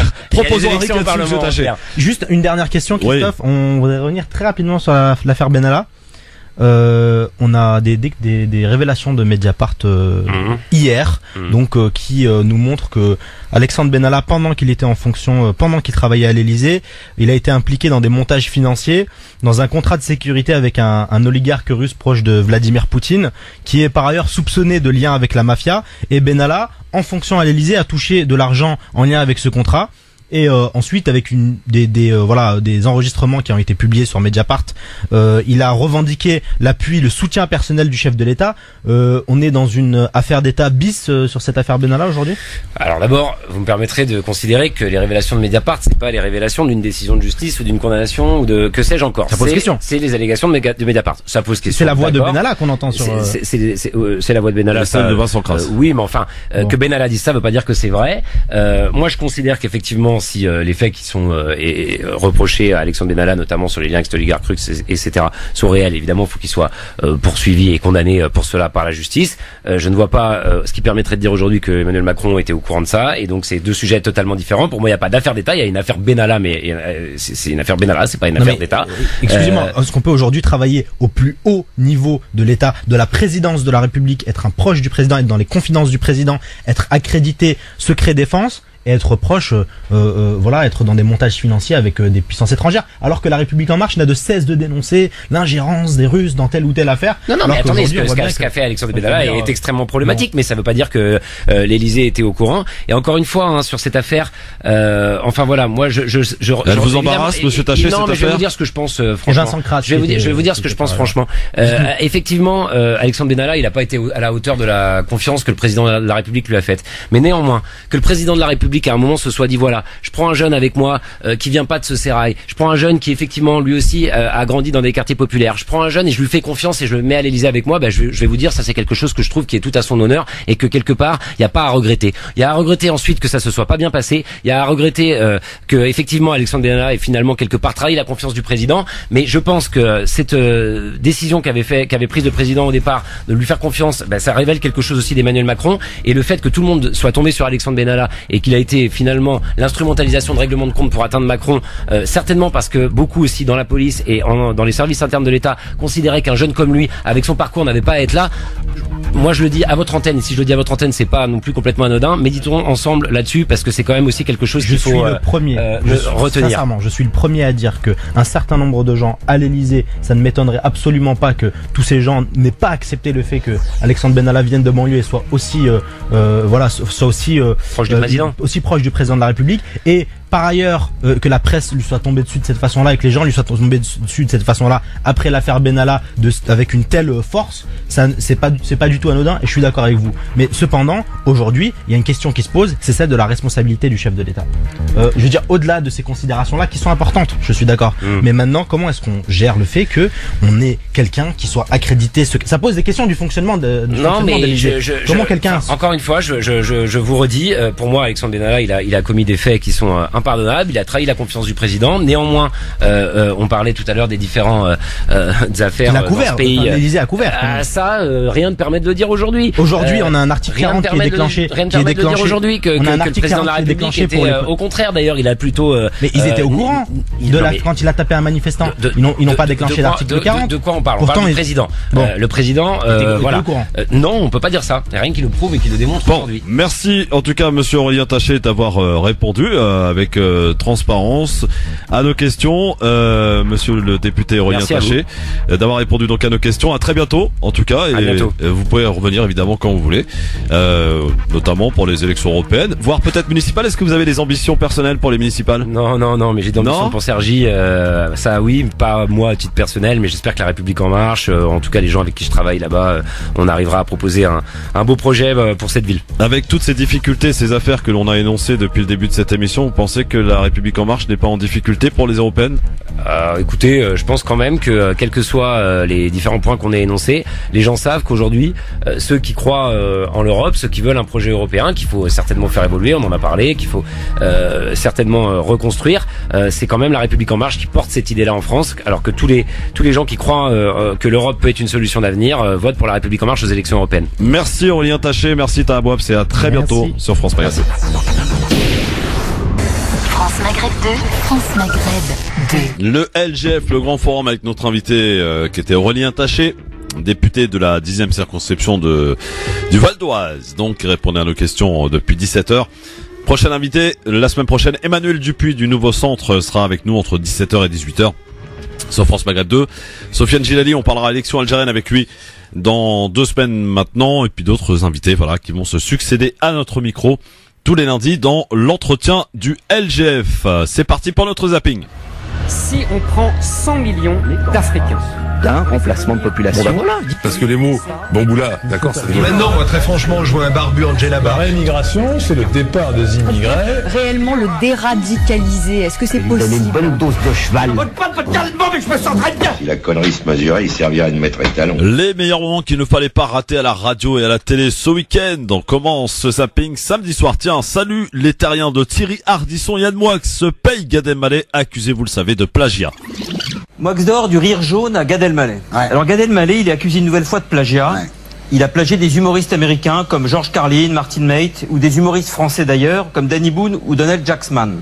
Alors, faire rire avec l'humour d'autrui, c'est un peu comme se faire jouir avec le sexe d'un autre. C'est pas un manque de respect pour le plagier. Pour le plagier, c'est un honneur. Ah oui. Non, c'est un manque de respect pour soi-même. C'est-à-dire que c'est reconnaître tout d'un coup qu'on n'est rien du tout et que l'autre est tout finalement. Le plagiat, c'est la jalousie plus le vol, l'impuissance plus l'indignité, la paresse plus le mensonge. Mais le plagiaire finit toujours par croire que ce qu'il a volé est de lui. Ça, c'est un truc que j'ai souvent remarqué. Eric Clapton a tenté de se hisser jusqu'à B.B. King, lui. C'était quand même quelque chose de louable. Gad Elmaleh, lui, a fait les poches de Danny Boone. C'est autre chose. Mais Gad Elmaleh reste quand même un génie, Thierry. Parce qu'il parvient à ne faire rire que lui-même avec l'humour des autres. Waouh! Voilà pour Yann Moix, donc, qui s'est payé Gad Elmaleh, accusé, vous le savez, de plagiat. Les grandes gueules sur RMC, ça c'était vendredi, recevait Enrico Macias. Il a réagi à l'appel de boycott contre sa venue au Maroc le 14 février prochain. Il en profite également pour parler de l'Algérie avec une réaction de Code Laden, qui est toujours... Bon, je ne fais pas d'autres commentaires, écoutez plutôt. Je me fous éperdument de cette menace de boycott, car je vais y aller. Je le dis à tout le monde. Je vais y aller, je vais au Maroc. Advienne qu'advienne, mais ça je leur donne pas raison, je veux pas. Ma victoire, ça sera d'aller chanter à Casablanca, parce que je connais le peuple marocain, le public marocain.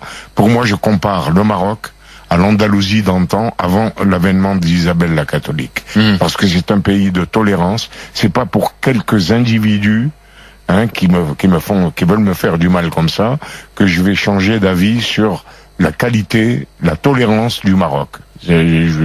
Donc le 14 février, vous serez à Casa de toutes les manières. Je serai à Casablanca, alors si on veut me faire quelque chose, qu'ils sachent que j'arriverai à l'aéroport le 14 février. Et l'Algérie, alors c'est pour quand, l'Algérie? Ben, je ne sais pas. Je peux pas vous dire. Plusieurs fois, il y a eu des tentatives de me faire venir en Algérie. Maintenant, il y a des gens qui croient que c'est moi qui ne veux pas y aller, mais pas du tout. On on m'a refusé de retourner en Algérie, mais c'est pas grave. Je fais abstraction de mon ego et de ma fierté. Si ça se présente, eh ben j'irai. Voilà. C'est pas grave, tu en parles à ton aise. Moi, je trouve ça extrêmement grave qu'Enrico Macias ne puisse pas retourner en Algérie. Je trouve ça très grave que les cimetières juifs soient souvent détruits en Algérie. Moi, je trouve que c'est très grave. Moi, je voulais retourner pour ça seulement. Je voulais retourner pour me recueillir sur la tombe de tonton Raymond, de tous mes proches, de tous les gens de la communauté juive et aussi de la communauté kabyle, parce que quand j'ai dit que j'allais me recueillir sur la tombe de Maktoub Lounès, je crois que c'est à cause de ça que je suis pas retourné. Ouais. Voilà. Le chanteur berbère, ouais. Mais attendez, l'Algérie, je voudrais comprendre, vous n'y avez jamais remis les pieds? Jamais. Depuis que je suis parti. En quelle année? En 61, exactement. 58 ans sans remettre les pieds, plus d'un demi-siècle sans remettre les pieds en Algérie. Voilà, Enrico Macias, nostalgique, vous l'entendez. Et puis tiens, invité d'Europe 1 ce matin de Crespo Mara, Audrey Crespo Mara, Bernard Tapie. A-t-il peur de la mort, Bernard Tapie? Vous dites que vous n'avez pas peur de la mort, Bernard Tapie. C'est la mort qui devrait avoir peur de Bernard Tapie? Non, mais j'en ai, pour vous dire vrai, de moins en moins peur. Alors ça tient à plusieurs choses. La première, c'est que quand tu as 75 ou 76 ans maintenant, faut se mettre à l'idée que la mort, c'est une définition du départ qui clôture la vie. Ce qui est emmerdant, c'est si vous êtes sur le point de partir en vous disant j'ai des regrets, j'ai des remords, j'ai pas fait ça, j'aurais dû, ou je laisse derrière moi.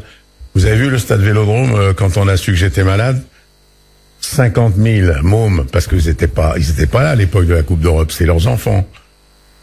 C'est bien, non, d'arriver à avoir donné du bonheur à des gens qui le transmettent à leurs enfants. Donc vous vous dites, bon, je suis pas né pour rien. Ensuite, j'ai ma femme, mes enfants, mes petits-enfants, mon arrière-petit-enfant, je suis arrière-grand-père. Voilà, mes copains sont les mêmes depuis tout le temps. Ce qui est important, c'est pas de réussir dans la vie, c'est de réussir sa vie. Et j'ai réussi ma vie. Merci Bernard Tapie.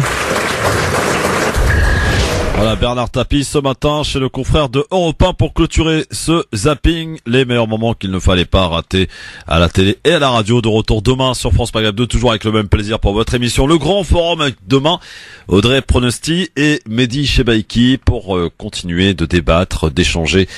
Et vous restez connectés ainsi à l'émission votre radio France Maghreb 2, le Grand Forum sur Facebook, Christophe le Grand Forum sur Facebook, le Grand Forum FM2 sur Twitter, Christophe le Grand Forum sur Instagram aussi et sur YouTube aussi France Maghreb 2 pour réécouter les podcasts de votre émission et notamment l'entretien de monsieur Aurélien Taché pour ce lundi. Excellente soirée, merci de votre fidélité, avec le plus grand plaisir, rendez-vous demain. Il est pour l'heure exactement et précisément à Paris comme partout ailleurs 18h. Et c'est Benoît Grossin pour l'actualité. Bonsoir Benoît. Bonsoir, pas de perturbations à prévoir ni à la SNCF ni à la RATP demain selon les directions des groupes, à l'exception du trafic des TER qui sera assuré à 90% en Occitanie, malgré la grève à l'appel de la CGT en réponse au grand débat national que le syndicat boycotte et pour réclamer dans la rue une hausse des salaires et la justice fiscale. Cette première journée de mobilisation de l'année pour la CGT associée avec Solidaire et des organisations de FO est soutenue par la PCF, NPA et la France Insoumise.